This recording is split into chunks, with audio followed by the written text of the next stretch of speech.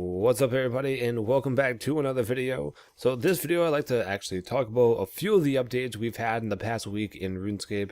Obviously the main update was the minigame spotlight system, which ironically is not the one I want to actually talk about. I want to talk about some of the ninja fixes. I will link them in the description below if anybody wants to follow along while I read them. Obviously there are many ninja fixes and smaller updates this week, as with every week, and I advise you guys to read the patch notes every week because those are sometimes better updates than the main update themselves, as this week will show sometimes if you kind of feel the same way I do. So first one I'd like to actually talk about is the one where players can now hold easy, medium, hard, and elite clues, which is kind of a an easier way now to obtain clue scrolls, ones that you want anyways. Seeing as I only want elites, and if I ever wanted to go pickpocketing elites, now I can just hold a hard clue scroll and be guaranteed my chance of my next clue scroll to be an elite clue and not have to go through the hassle of sifting through hard clues to try to find my elites. And it really wouldn't go the same to say with the easies and mediums, although you could hold on to your easy and mediums just so you don't get any more of them. But it allows the player now to hold on to 4 clue scrolls of 4 different categories, which is kind of cool, and it's a nice fix that they probably should have added a while ago. Probably when they added the little asterisk next to each clue that tells you if it's an easy, medium, hard, or elite. But well done, though, Jagex, on putting this one into the game. I hadn't heard it suggested by anybody, but I like how it ended up, and I think that people really enjoy that and being able to also, make elites a little bit more easier to find while pickpocketing, since that's the easiest way to get elites as of right now.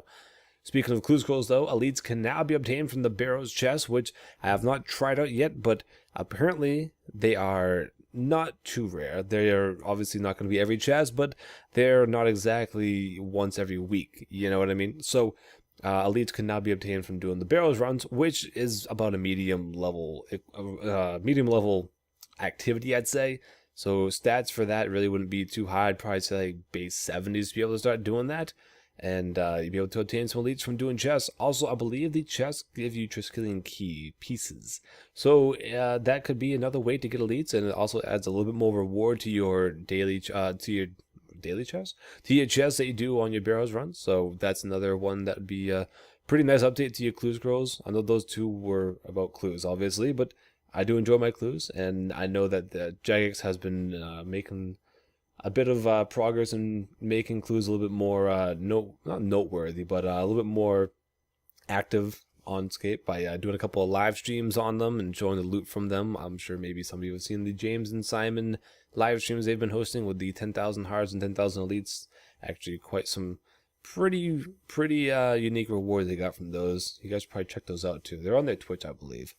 Going on though, these next updates have to do with summoning, and players can now renew a familiar's timer by sacrificing a poach at any time, as long as the familiar timer is not at its maximum. So basically, as long as even if you just summoned it, you probably can still do it.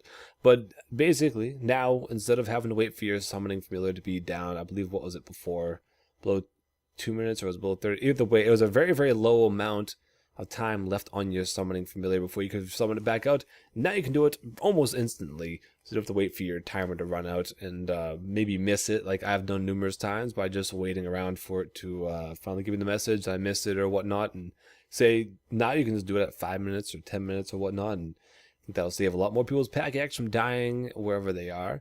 And along with that, though, renewing a familiar's timer will now heal its life points. So now whenever you obviously renew your familiar, your life points for that familiar will be put back up to its full HP. I think this might help out with a lot of people at Araxor. For some odd reason, the last time I was there, my main problem was my pack yak always getting hit. And I know there's probably an easier way around it, but I think this will make my pack yak last a little bit longer. But that's probably not its main use. I'm sure there's many other uses for it besides that. But that's actually not a bad update as well. So those are some of the updates rather that I'd like to talk about. I hope you guys enjoyed the video. If you guys had any favorite updates for this week, please let me know in the comments below. And I'll see you next week on Monday with another update to the Saradomin God Wars Boss Challenge Pet Drop Thingy Majiggy. So thanks guys for watching, listening, and I'll see you guys next one.